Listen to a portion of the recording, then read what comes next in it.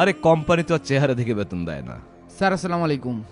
এ মাসের 15 তারিখের ভেতরেই কোম্পানির 70% সেলস টার্গেট ফিল আপ করেছি।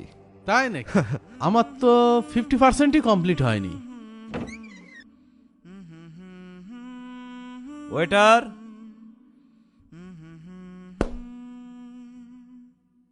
স্যার কি অর্ডার করেছেন? মাহমুদ তুই? তুই নাকি চিনিস নাকি? স্যার আমি ঠিক আপনাদের চিনতে পারলাম না। আরে আমি তো ছেলেবেলার বন্ধু মিঠু। তুই এই রেস্টুরেন্টের ওয়েটার? না, ওরকম ব্যাপার না। তা বেতন কত পাস? 5,000 না 10,000? যা পাই আলহামদুলিল্লাহ চলে যাই। তোরা কি খাবি বল? কিরে, তোর এত বড় সাহস? সামান্য একজন ওয়েটার হয়ে আমাকে তুই করে বলছিস? স্যার বল। স্যার কি খাবেন বলেন?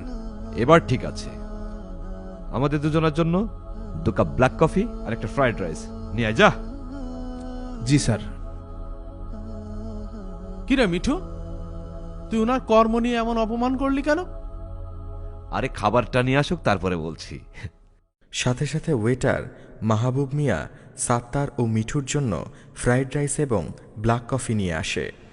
মনে আছে 30 বছর আগে তুই কি বলেছিলি? আমি চাকরি করব না, ব্যবসায়ী হব। ব্যবসার মধ্যে আল্লাহ বরকত দিয়েছেন। এখন কোথায় গেল? কোথায় গেল তোর সেই বড় বড় কথা?